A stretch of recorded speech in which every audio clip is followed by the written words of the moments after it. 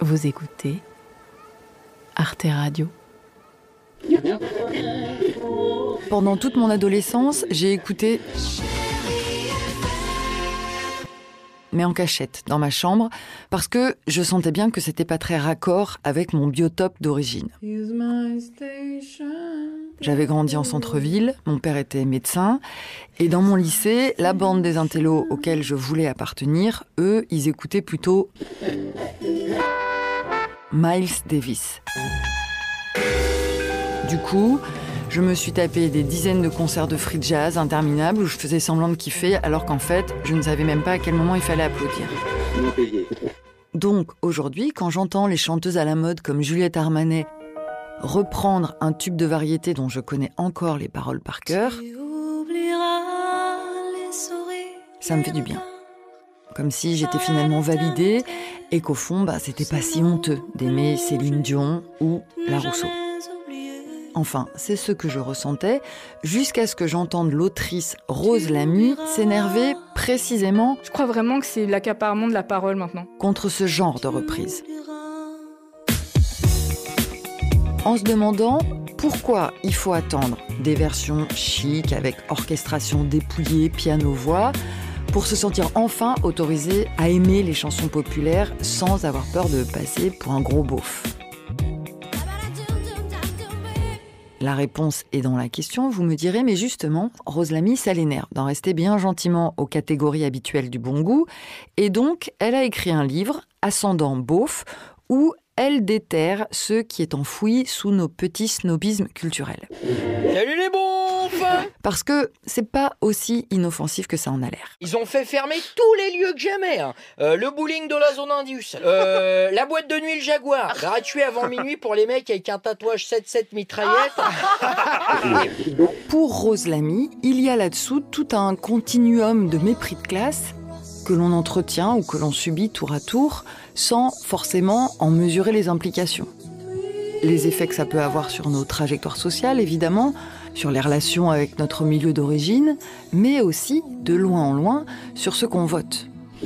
Davantage de capital culturel, ça influe sur les choix électoraux. Et oui, parce qu'aimer ou détester une chanson, c'est aussi de la politique. Ça peut même, vous allez voir, dessiner des clivages électoraux qui font monter les extrêmes bien haut dans les aigus. Comme Céline Dion. Alors dites-moi qu'est-ce qu'on fait? Est-ce qu'on peut aller plus fort? Vivons heureux avant la fin du monde. On est mal. Un podcast anti-crise pour nous aider à repenser nos modes de vie. En ligne chaque mois, si on y arrive. Une proposition de Delphine Saltel, réalisée par Arnaud Forest et produite par Arte Radio.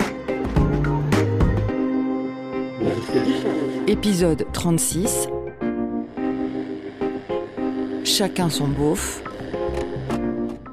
À quoi sert le mépris de classe? La première chose que j'ai demandé à Rose Lamy, c'est de décrire son milieu d'origine, pour préciser d'où elle parle, comme disaient les gauchistes des années 70. Parce qu'évidemment, ça engage tout le regard qu'elle pose sur le mépris culturel.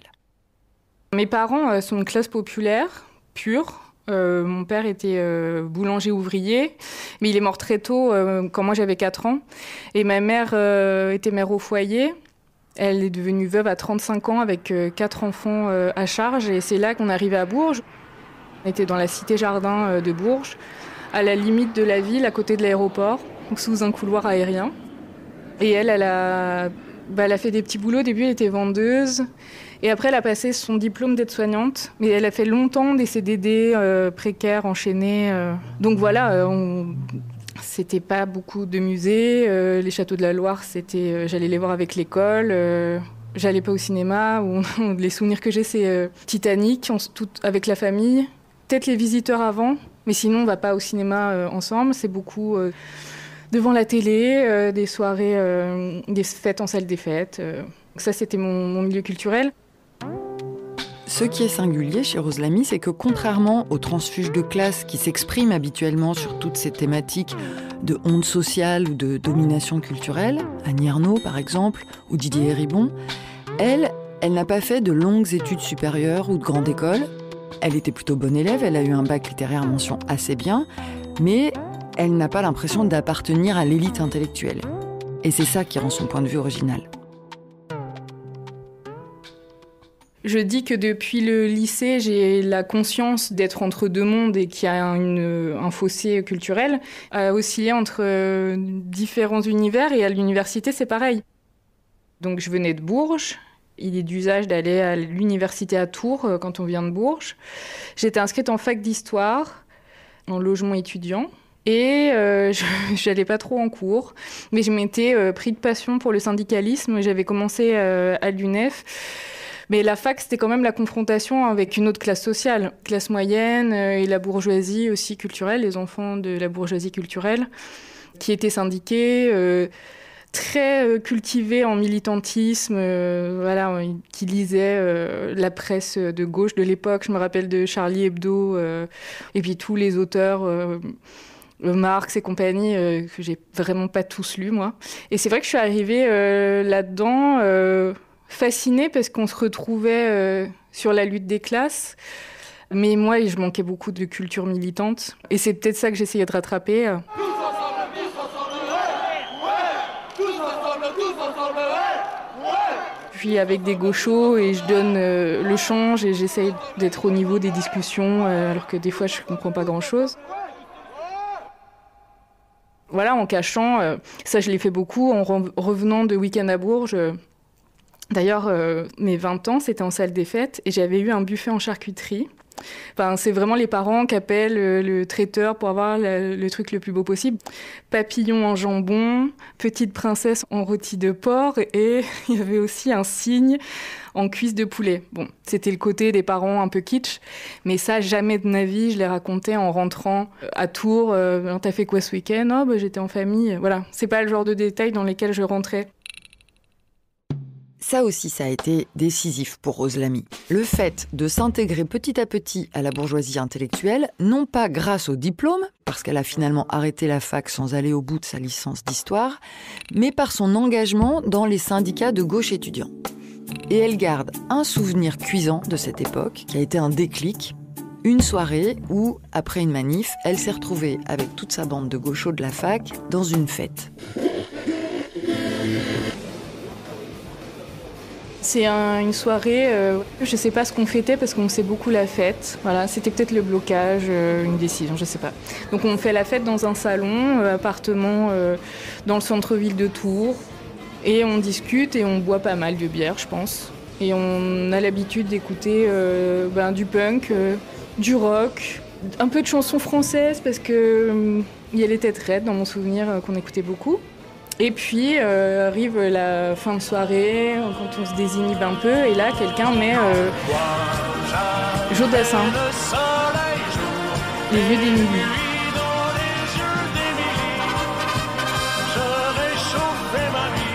Moi j'adore ce chanteur, bon voilà, c'est plus approuvé, parce qu'on l'écoutait dans la voiture avec les parents, et les mariages, les salles des fêtes, il était toujours joué, c'était les Champs-Élysées, les petits pains au chocolat. Pour les enfants aussi, les petits pains au chocolat, c'est comme un conte, donc en fait c'était un peu magique quand je tombais dessus. Et moi, voilà, ça active quelque chose chez moi, et vraiment je me lève super contente, genre ah mais génial, on a quand même le droit, dans ce milieu-là, de l'écouter, même si j'avais déjà capté que c'était pas avant 2h30, et qu'il fallait un certain état d'ébriété. Mais ça m'allait. Je me disais, allez, c'est pas grave, tant pis, il y en a qui ont besoin de se désinhiber pour écouter. Déjà un peu humiliant, mais ok, on y va. Donc je me lève sincèrement pour aller danser, et je vois que tout le monde prend ses précautions pour se mettre à distance de la chanson. Le premier truc qui m'apparaît, c'est que ils insistent vachement sur le fait d'être eux-mêmes en état d'ébriété. Je me souviens très clairement du commentaire sur le prix. Je l'ai acheté 30 centimes à la foire au disque. Celui qui a mis le CD a un peu dit ça quand les gens ont commencé peut-être à réagir et à ironiser, voilà. Et ça, j'y ai repensé plus tard. Je me suis dit, quel est l'intérêt de me dire ça ? Enfin, de dire ça tout court. Et je me suis dit, c'est vraiment pour dire, je l'ai acheté au second degré et je l'ai acheté pas cher. Il y avait aussi des imitations d'opérettes un peu lyriques sur le refrain qui est épique, hein, quand même, il faut le dire. Et puis, voilà, moi, j'assistais à tout ça, un peu sidérée et un peu contente. Donc, je sais pas trop où j'en suis. Et puis, arrive la sanction finale, je dirais. C'est quelqu'un qui me dit Jodassin, c'est vraiment mon plaisir coupable. Et c'est là que je comprends qu'on n'a pas le même regard dessus. Et immédiatement, parce que je suis sonnée, je dis ah oui, moi aussi. Phrase que je regrette maintenant, mais on fait comme on peut. Et c'est plus tard, en rentrant, et puis peut-être même le lendemain, où je me suis dit mais c'est quoi cette histoire de plaisir coupable ? Et si moi je l'aime, pourquoi je serais considérée comme coupable ? Enfin, on est coupable quand on commet un crime. Est-ce que c'est un crime d'aimer Jodassin ? Et c'est là la prise de conscience beauf. C'est pas la prise de conscience de l'écart culturel, c'est la prise de conscience que je suis touchée, l'humiliation de ce que je suis, de ce que j'écoute, de mes goûts. C'est là que commencent un peu toutes les réflexions sur ma culture. Alors, cette réflexion lui a pris plusieurs années. Et elle est passée par plein d'étapes. Notamment l'envie de mieux comprendre le travail de... Devinez qui ? Top, c'est parti. Je suis un sociologue français, né en 1930 dans un petit village du Béarn. Mon père était facteur. J'ai intégré l'école normale supérieure et obtenu l'agrégation de philosophie. Je suis. Après un passage en Algérie où j'enseigne la philosophie, je me tourne vers la sociologie. J'ai développé les concepts d'habitus, de capital culturel et analysé la reproduction des hiérarchies sociales à travers des notions comme la violence symbolique. Je suis. Pierre Bourdieu, bien sûr. Parce qu'en 1962, il lance une grande enquête sur la manière dont on se distingue socialement les uns des autres à travers nos goûts culturels. Pourquoi les médecins boivent du whisky plutôt que du pastis ? Pourquoi c'est pas pareil de jouer à la pétanque ou au tennis ? C'est un monument, un pilier de la sociologie moderne qui s'appelle la distinction. J'ai essayé de montrer que dans les classements sociaux que nous opérons, quand nous mettons une cravate ou ne mettons pas une cravate, quand nous achetons une Mercedes ou une de chevaux, quand nous faisons du yoga ou du rugby, tous les choix que nous faisons, tous ces goûts finalement sont des dégoûts. Alors ça, j'ai mis beaucoup de temps à le trouver. Pour faire parler les gens sur leurs goûts, il faut leur faire parler de ce qui les dégoûte.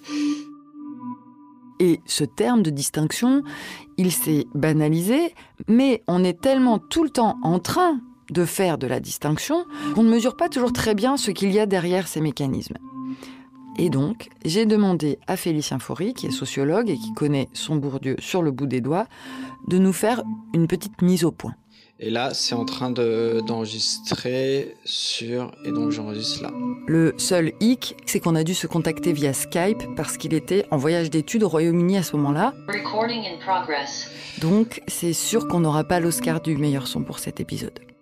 Ce que nous dit Pierre Bourdieu, c'est que la vie sociale est relationnelle et donc tout ce que l'on fait, tout ce que l'on pense, tous nos goûts et nos dégoûts culturels notamment, sont à replacer en relation les uns avec les autres et ça nous distingue justement de ces autres groupes. Et c'est ça qui est important, c'est que la distinction, c'est pas seulement certains groupes qui seraient plus distingués que d'autres ou qui chercheraient à se distinguer. C'est pas ça, c'est qu'en fait toutes nos pratiques culturelles sont, qu'on le veuille ou non, distinctives. C'est-à-dire ça nous situe socialement. En fait, que vous le vouliez ou non, quand vous entrez dans ce jeu social, quand vous commencez à juger les pratiques des autres, eh ben, en retour, ça vous classe vous aussi. Donc quand par exemple vous vous moquez de personnes qui écoutent du Jodassin ou qui écoutent de la variété, ben, ça vous place du côté de la bourgeoisie culturelle. Mais aussi à l'inverse, si, je sais pas, vous vous moquez du jazz, vous dites « Ah, c'est chiant le jazz, ça m'intéresse pas, etc. » En fait, ça vous classe, vous aussi, plutôt du côté des personnes qui ont moins la culture légitime.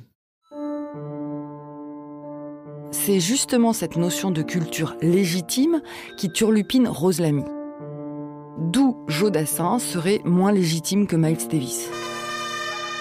Légitime pour qui ? Pourquoi ? Ça, c'est un débat qui a fait rage dans la définition de ce qu'on appelle culture légitime ou culture bourgeoise, d'un côté, et de l'autre, culture populaire, culture profane. avec effectivement le risque qui serait d'expliquer la culture populaire uniquement en creux, uniquement comme ce que ne serait pas la culture dite légitime. Mais en même temps, ce qu'a répondu Bourdieu, c'est que, bon, vous pouvez dire que le rap, c'est très intéressant, vous pouvez dire que le métal, c'est une musique très très riche, etc. Mais à la fin des fins, vous avez un marché scolaire et vous avez un marché culturel qui sanctionne par le diplôme notamment. Et donc ce qu'on appelle culture légitime, c'est la culture qui est considérée comme légitime par les institutions et donc qui apporte des rétributions. C'est-à-dire ça va dans votre intérêt de vous rapprocher de la culture scolaire, de la culture légitime et de vous distinguer par le haut via cette culture légitime. Donc quand on parle de culture légitime, effectivement, c'est qui a été rendu par notre monde social légitime. J'ai fait des chansons entières sur notre histoire. Toi le monde vu par les yeux d'un blédard devenu banlieusard. Pas de la poésie pour les beaux-arts. Devant leurs beaux yeux, un morceau d'Oxmo ne vaut pas Mozart. C'est pour ça que une des plus brillantes trouvailles de Bourdieu, et qu'on trouve notamment dans la distinction, c'est cette idée que justement la classe sociale, c'est pas que du capital financier, c'est pas que de l'argent, mais c'est aussi du capital culturel. Le fait d'avoir des livres chez soi, le fait d'avoir des bibliothèques, le fait d'avoir des tableaux par exemple. Et donc c'est un habitus, c'est tout un ensemble de manières de parler, de manières de rire, de manières de consommer l'art, une manière d'être plus ou moins sensible à certaines choses ou non. Mais il va encore plus loin en disant que le capital culturel, justement, c'est pas que de la culture au sens le plus symbolique et artificiel du terme en quelque sorte. C'est vraiment ça a des conséquences très très matérielles. Sur le marché scolaire, il y a l'épreuve du grand oral par exemple. Bah voilà, on sait qu'effectivement tout le monde n'a pas les codes, tout le monde n'a pas les bonnes manières de créer de la connivence culturelle vis-à-vis de l'audience. Et dans les entretiens d'embauche, dans les manières de se tenir avec ses collègues, etc. Tout un ensemble de compétences qui sont inégalement distribuées. Et ça, on sait que ça a des conséquences très très importantes sur sa place dans le système économique, mais aussi dans la hiérarchie sociale. J'ai retrouvé un carnet où j'avais commencé à lister tous les livres classiques que je devais rattraper pour avoir une base culturelle. Bon, j'ai coché la moitié. Mais bon, là, j'avais conscience que sur la littérature, j'avais du retard. Et à plein d'endroits, je pouvais jouer le jeu. Sur le cinéma, moi-même, je me rappelle de mes dernières années lycée. Parce que j'étais dans une classe littéraire, c'est la première fois que j'allais voir des films en VO. Et je faisais la leçon à ma famille de continuer à regarder les films en VF. Je me souviens aussi à cette époque de ma famille qui était allée voir Notre-Dame de Paris au Zénith d'Orléans, que j'adorais. Et d'avoir dit non, je crois pas, non. D'avoir snobé comme ça. Donc j'étais prête à donner le change culturel, essayer de me transformer. Mais sur Jodassin, c'était ancré, impossible. Et donc j'étais en porte-à-faux de tout ce début de stratégie de distinction où là j'ai dit là je suis coincée parce que ça je peux pas. C'est trop constitutif de moi, je l'aime trop et donc même pour ce jeu de dupe sociale et voilà, sur ça je pourrais pas. Je trouve ça fort chez Rose Lamy d'arriver à remettre en question la hiérarchie culturelle en s'appuyant sur Jodassin. Parce que précisément pour elle, Jodassin, ce n'est pas de la distinction sociale. Un pur signe extérieur d'appartenance à la tribu socio-culturelle à laquelle on a envie d'avoir l'air d'appartenir. Il y a quelque chose de beaucoup plus viscéral et intime qui la lie à ses chansons et qui lui permet de renverser l'arbitraire du bon goût. C'est très important que ça arrive sur la musique, parce que là, j'avais un vrai terrain de résistance. Toute cette musique, d'ailleurs, je peux généraliser, de la poésie simple, d'apparence simple, enfin du quotidien, on va dire. Je le trouve aussi chez Delpech, chez plein de chanteurs, c'est la beauté banale. Ça me transperce, voilà. Je pense que ça venait sûrement du fait que j'ai grandi devant le top 50 à partir de 4 ou 5 ans, quand j'étais chez ma nourrice. Alors, je ne sais pas si c'était une bonne nourrice, parce que j'étais quand même beaucoup devant la télé. Ouais, j'ai grandi avec ces histoires. Ces chansons-là me bouleversent. Et c'est du premier degré, sincère, voilà. Et donc, Jodassin, c'est une de ces figures-là. Il y a une chanson, c'est une de mes préférées, qui s'appelle « De ton côté du lit ». Et ça parle d'une rupture ou d'un divorce, juste sur l'idée que le côté du lit est vide. Voilà, il y a des trucs comme ça qui paraissent simples et un peu niais aussi, ça peut être jugé comme ça, que moi, je trouve magnifique.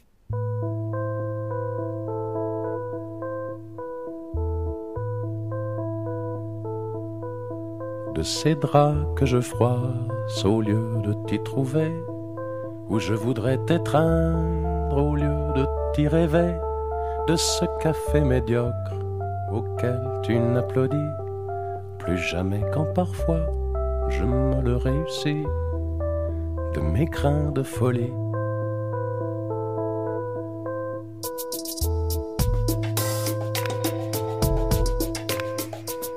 J'ai eu des traumatismes dans l'enfance, dont la mort de mon père quand j'avais 4 ans.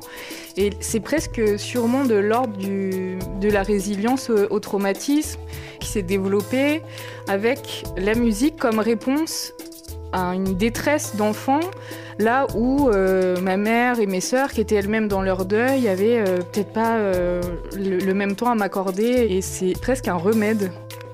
Si je les écoute, je suis guérie. Je pourrais faire des ordonnances de chansons, quoi.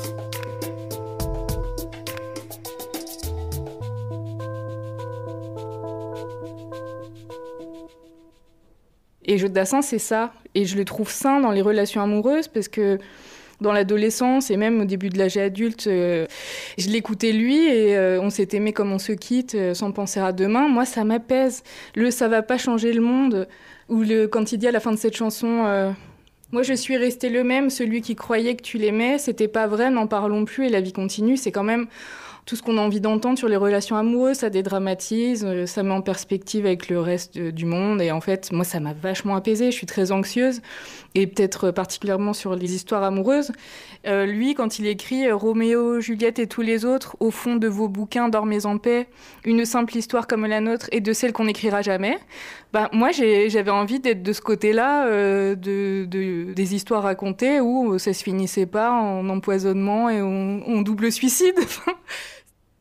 Donc c'est une grosse... Il y a vraiment un crash à 200 km/h cette soirée, de moi me lever et de me réjouir pour quelque chose que j'aime du plus profond de mon cœur et de voir en face les réactions. En sociologie, on aime beaucoup, c'est terrible, mais on aime beaucoup ces moments où justement la violence symbolique, la violence inerte et silencieuse de l'ordre social devient visible, devient conscientisée. Et ça, notamment, les moments de honte, les insultes aussi, c'est des rappels à l'ordre de l'ordre social, justement. Et c'est aussi par ce biais-là que les personnes dans une position de dominé peuvent se rendre compte de la violence de l'ordre social. Le but de la sociologie, c'est de transformer la honte en sentiment d'injustice. Au sens où on se dit pas seulement j'ai honte, mais on se dit c'est injuste que je ne me sente pas à ma place dans cet endroit, dans cette situation. Et donc ce sont des moments justement assez cruciaux de révélation.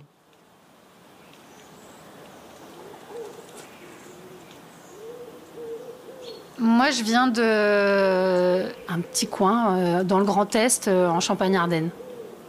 Donc mon père était éleveur de cochons, ma mère était femme au foyer. Mes oncles, c'était des maçons, c'était des paysans. Mon grand-père était agriculteur. Donc on a grandi en fait dans des villages, j'allais dire au trou du cul du monde. Mais c'était vraiment un village à 40 km d'une grande ville. Donc pour aller au cinéma, pour acheter des vêtements, on était vraiment dans un tout petit coin, quoi, comme on dit, les petits coins perdus.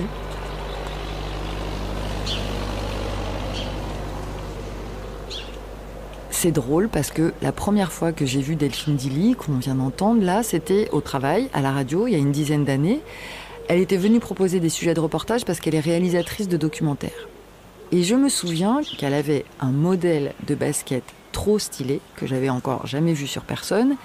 Et du coup, elle m'était apparue comme l'archétype de la citadine bien née, au cœur de la hype. Avec ma meilleure copine, Angélique, on était là. Ouais, quand on sera grande, on partira, on partira. Et mes cousins me disaient, pourquoi on n'est pas assez bien pour toi ? Je sentais que de rêver d'ailleurs, eux, ils me disaient, pour qui tu te prends, quoi ? L'injustice fondamentale, c'est que notre capital économique, comme notre capital culturel, il est hérité. C'est-à-dire qu'il y a une reproduction sociale qui est très importante, et Bourdieu n'a cessé de le montrer.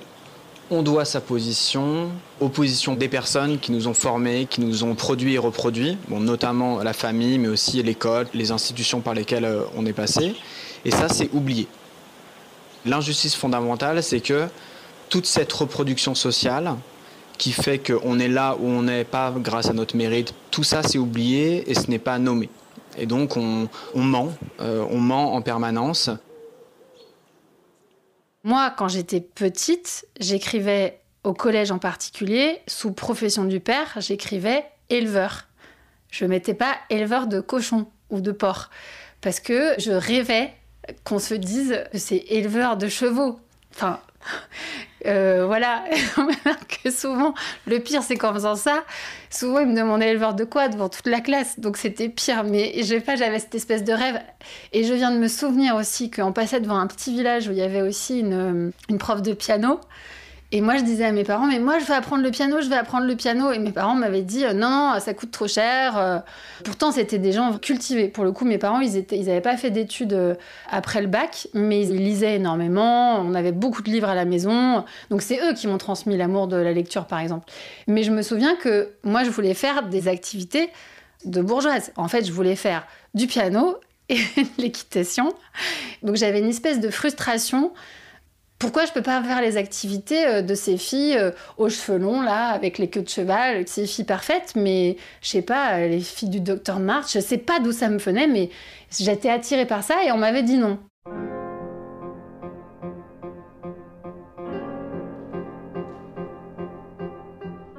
En fait, pour survivre socialement et même, j'allais dire, psychologiquement, on a besoin de se dire qu'on mérite notre place d'une certaine façon. Et c'est très dur de se dire qu'on n'est pas libre, au fond. Et donc, c'est des choses qui sont difficiles à admettre quand on est dominant, mais aussi quand on est dominé.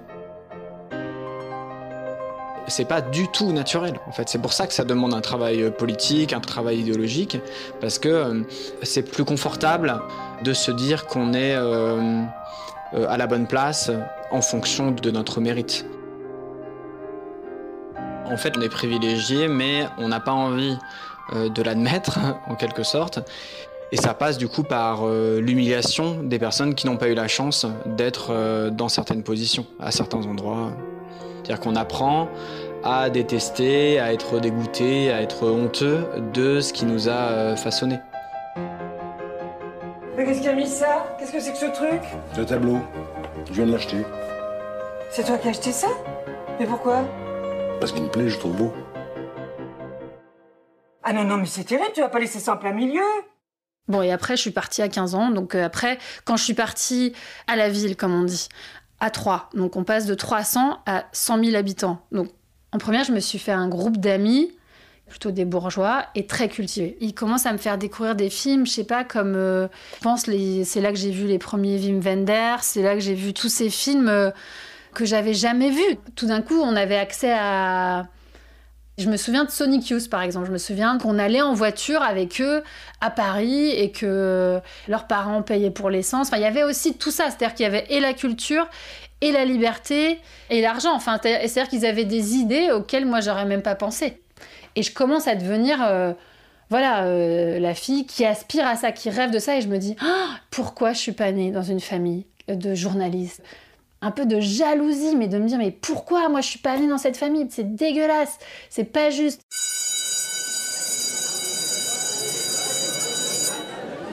La prépa, quand j'arrive en prépa à Paris, c'est encore pire. Merde, pourquoi j'ai pas fait latin quand j'étais au collège? Pourquoi j'ai pas fait grec? Pourquoi j'ai pas été au catéchisme? Au moins j'aurais connu un peu plus la Bible. Pourquoi j'ai pas toutes ces références-là? Je me dis merde. Et je me souviens qu'un jour, il y a des garçons, des potes de potes, qui demandent, mais toi, ton père, tes parents, ils font quoi? Je dis, mon père, il est éleveur de cochons. Et ils explosent de rire, ils font, non mais en vrai, non mais vraiment, qu'est-ce qu'il fait ton père?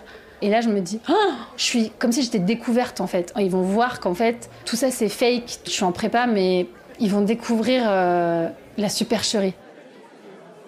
Par exemple, une fois, on avait fait un commentaire composé de 4 heures sur un petit poème d'Éluard. Et moi, j'avais trouvé ça hyper beau, hyper...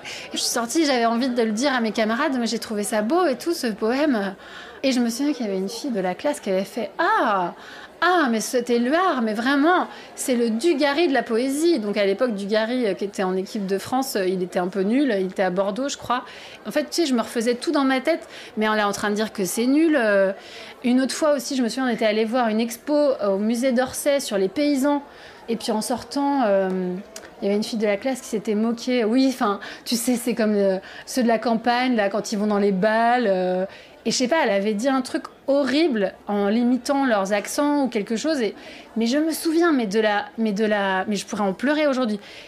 C'est comme si on me mettait des espèces de poignards dans le cœur où j'étais là, mais moi, je suis cette fille-là aussi.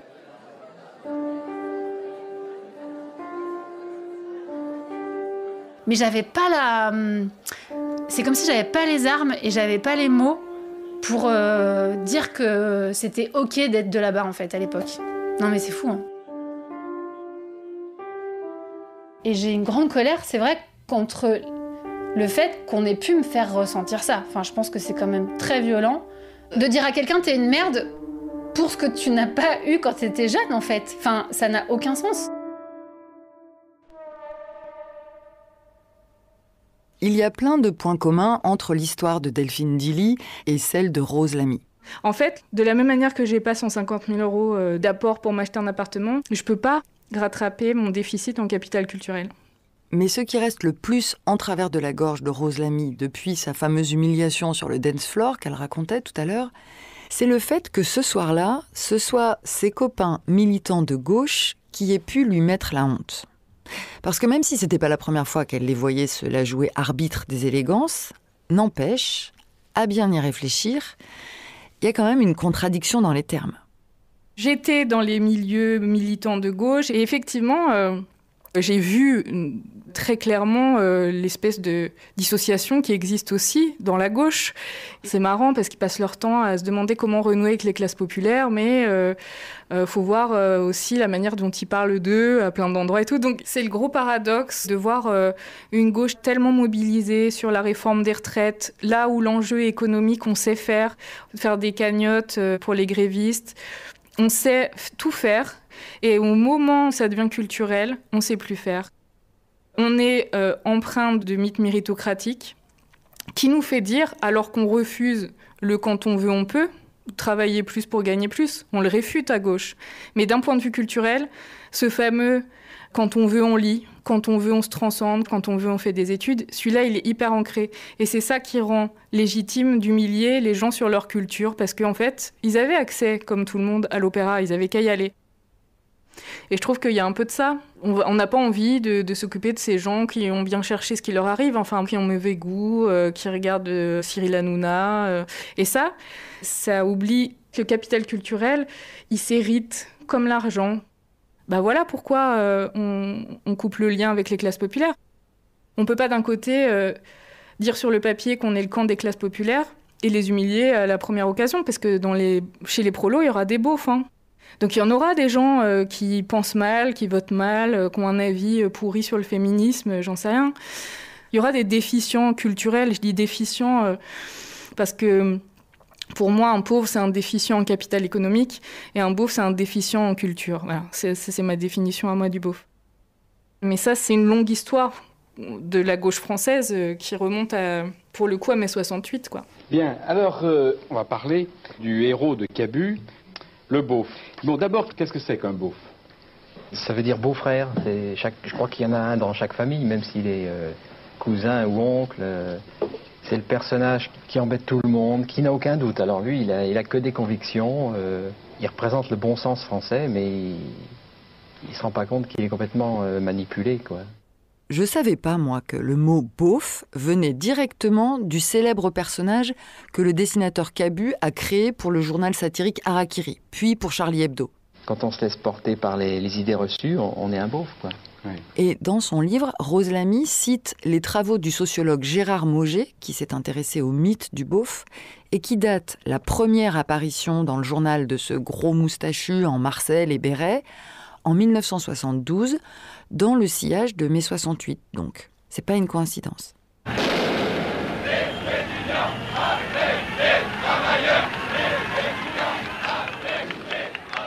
Le beauf, c'est une invention de la gauche.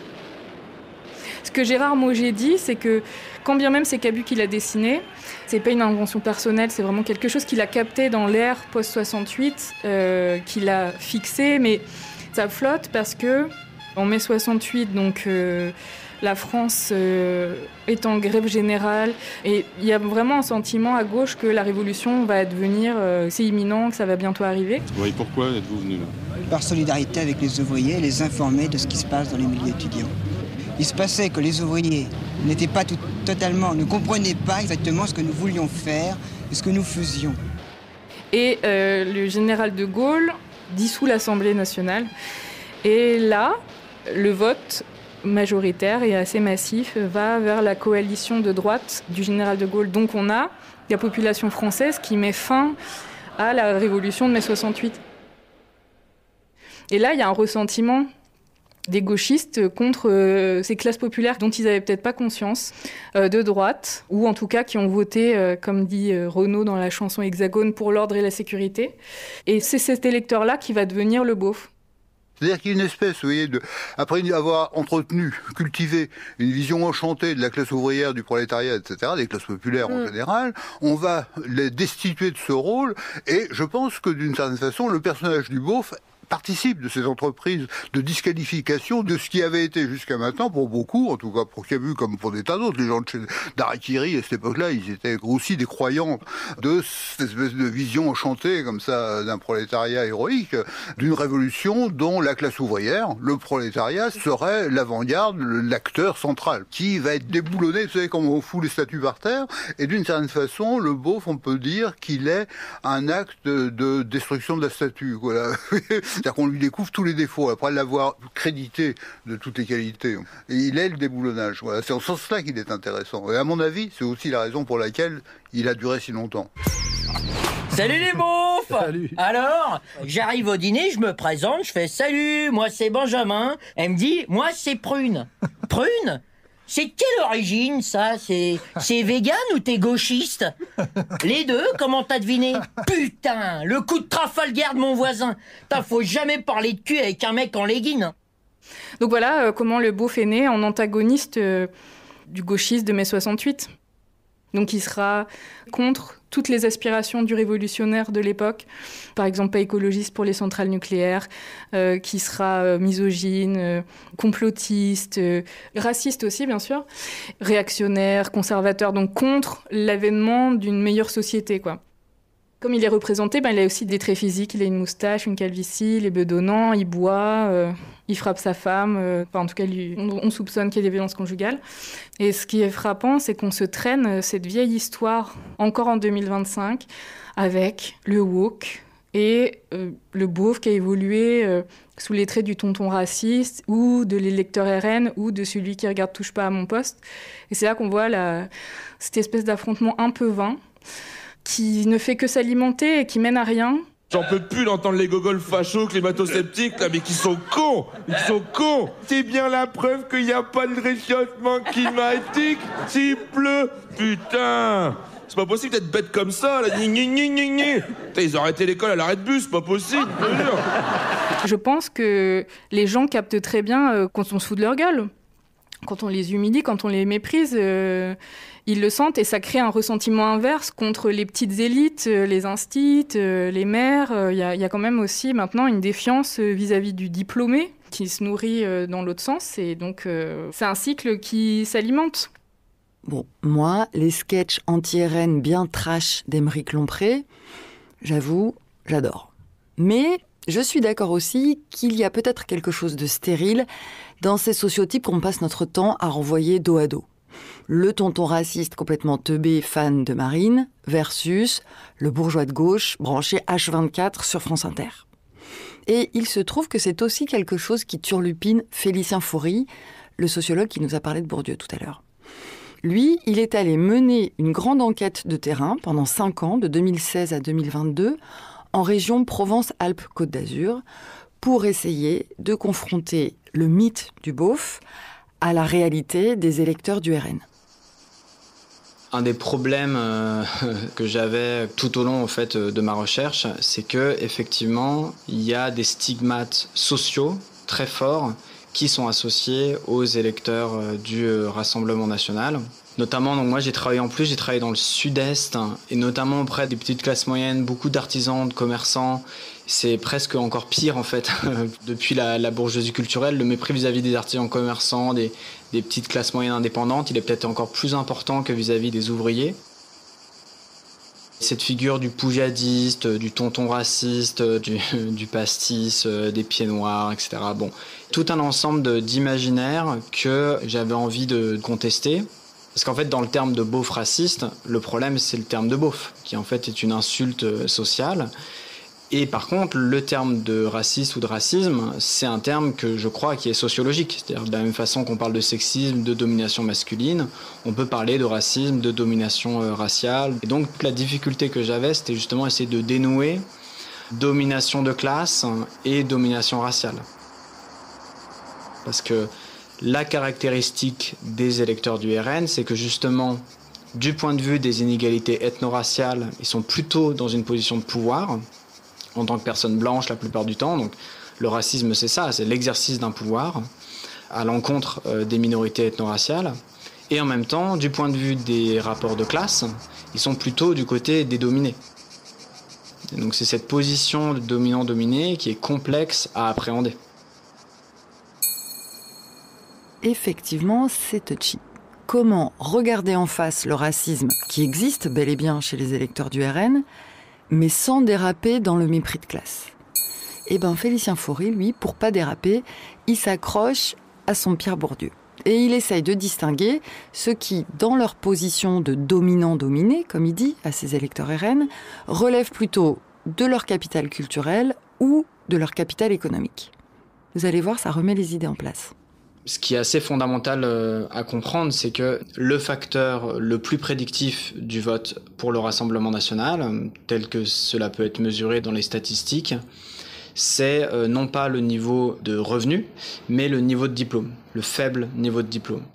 C'est des personnes qui peuvent avoir un revenu plutôt correct, qui sont souvent propriétaires de leur logement, souvent c'est des personnes qui peuvent avoir 2 voitures, voilà, mais qui ont souvent fait des études courtes et aussi heurtées, avec un rapport à l'école et à l'ordre professoral qui peut être un peu teinté de ressentiment, et ressentent la domination de classe comme une domination avant tout scolaire, culturelle.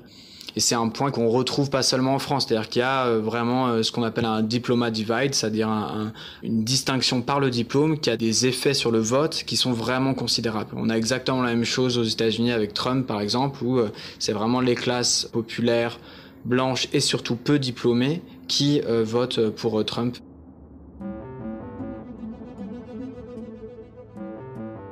J'ai pas mal travaillé du chapeau en écoutant Félicien Faury, parce que je me suis aperçue qu'au fond, moi, face au score de plus en plus flippant du RN, j'oscille toujours entre 2 tendances.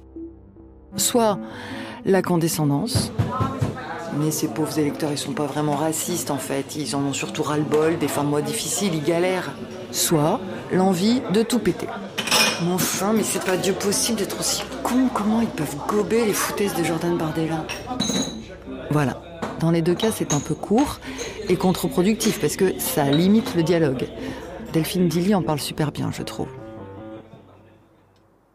En fait, ce qui est le plus dur aujourd'hui, c'est pas tant la question de la culture, c'est la question politique. C'est-à-dire que ce qui est dur aujourd'hui, c'est de retourner dans mon village ou de revoir mes cousins, de les aimer comme je les aime parce que j'ai jamais coupé avec aucun d'entre eux. Mais connaissant les chiffres du RN et connaissant nos divergences politiques très grandes, des fois je trouve ça hallucinant qu'on continue à se parler. Le seul sujet qu'on n'aborde pas, c'est la politique. Et donc dès qu'il y a une conversation, je fuis. Je suis pas très courageuse là-dessus, j'avoue. Là où je veux bien me lancer, c'est sur le féminisme. Je passe désormais pour la féministe de service. Ils me provoquent là-dessus. Quand ils m'interpellent, ou si je passe à côté d'eux qui sont en train de dire des trucs sur les bonnes femmes ou sur leurs bonnes femmes, comme ils disent « Ah bah tiens, on va en parler à Delphine. Hein. Bah Delphine, qu'est-ce que t'en penses ?» Et ils savent que je vais dire qu'ils exagèrent ou qu'ils sont dégueulasses ou qu'ils sont sexistes. Je leur dis « Bon ben, si j'étais pas votre cousine, je vous parlerais plus jamais en fait. » Je sais pas pourquoi. Je le fais pour mes nièces, mes petites cousines, pour mon fils... mais pour continuer à à les aimer. Si je commence à parler de politique, ça peut s'arrêter, quoi. C'est un des gros problèmes qu'on a actuellement sur la définition de sens commun un peu du racisme, qui est le fait de ramener la question du racisme aux seules classes populaires, aux personnes qui sont bas du front, c'est des personnes qui n'ont pas de curiosité culturelle ou intellectuelle, des personnes qui sont peu éduquées, etc. En fait, c'est complètement absurde. En fait, le racisme est une invention savante de toute façon, et c'est une invention de dominants. C'est Frantz Fanon qui disait une société est raciste ou elle ne l'est pas. C'est-à-dire que la totalité de notre société, notre monde social est racialisé. C'est-à-dire qu'il est structuré de part en part par des inégalités ethno-raciales.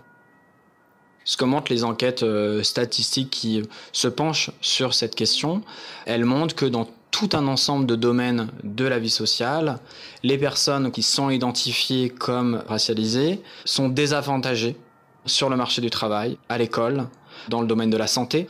On n'a pas les mêmes rapports à l'État, pas le même rapport à la police, par exemple, évidemment, par rapport aux personnes qui ont le privilège de la norme. Et ce qui est intéressant, c'est qu'en face, lorsqu'on est avantagé parce que d'autres sont désavantagés, on ne le sait pas forcément.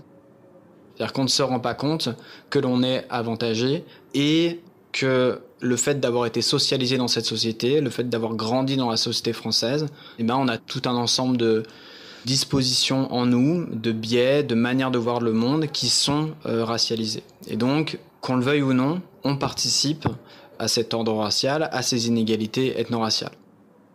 Et ça, c'est important parce que même, si vous voulez, moi, dans ma propre enquête et dans mon rapport à ces personnes-là, c'est-à-dire que quand un de vos résultats, c'est que eux, ils défendent un ordre racial dont moi, dont peut-être les auditeurs de ce podcast bénéficient concrètement. Bah là, du coup, vous les regardez plus pareil. Moi, c'est ça qui m'a intéressé, c'est quelle fonction ils ont. C'est très pratique d'avoir un autre maléfique, en quelque sorte, qui permet de soi-même se présenter de manière beaucoup plus vertueuse. Ça permet une vision enchantée de soi-même. Et je pense qu'on a une belle introspection à faire dans tous les milieux de gauche aussi, parce que on fait de l'entre-soi blanc, il y a des gens de gauche qui vont détourner la carte scolaire pour que leurs enfants soient pas avec des noms blancs. Bon voilà, on peut aussi se poser la question. On n'est pas exempt de ces défauts, enfin de cet art, de tous les traits immoraux qu'on essaye d'attribuer au beauf. Et moi, je me mets dedans, je dois produire du discours raciste des fois, et bien sûr qu'il faut m'en parler. Donc c'est un peu facile de tout attribuer à un personnage qui en plus peut pas trop s'organiser pour faire un communiqué de droit de réponse, quoi. Moi, il y a ce côté quand même descendant, éducation, qui me pose un problème. Et cette posture d'éduquer les gens, il faut qu'on arrête. C'est pas en remplissant les gens d'informations qu'on les fait voter à gauche, vraiment pas. Il faut toujours faire attention à cet affect conservateur, en fait, qui est le contentement. De se dire, il y a pire ailleurs, sous-entendu, moi, ça va. Il faut toujours rattacher l'extrême droite et ses électeurs au reste de la société. C'est-à-dire qu'on ne comprend pas leurs pratiques, leurs discours, leur vision du monde si on ne les met pas en lien avec les processus collectifs dans lesquels on est tous pris. Donc ce qu'il faut comprendre, c'est que on fait aussi partie du problème.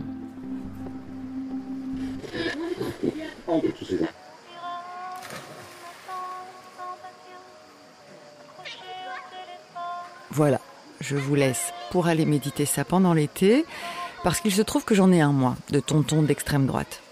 Sauf que lui, niveau capital culturel, il n'est pas à plaindre, il est agrégé de mathématiques. On s'est jamais beaucoup parlé, mais comme c'est pas impossible que je le croise sur mon lieu de vacances, je vais réfléchir à ma stratégie de communication. Bon été. Tu oublieras.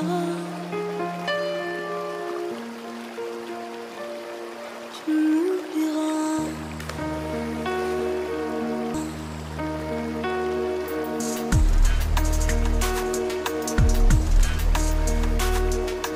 Vivons heureux avant la fin du monde est un podcast produit chaque mois par Arte Radio.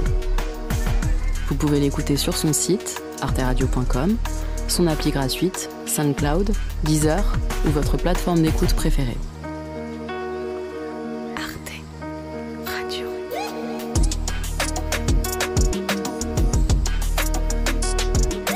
Commentez, partagez, abonnez-vous au podcast et mettez-lui des étoiles pour soutenir l'émission et la planète.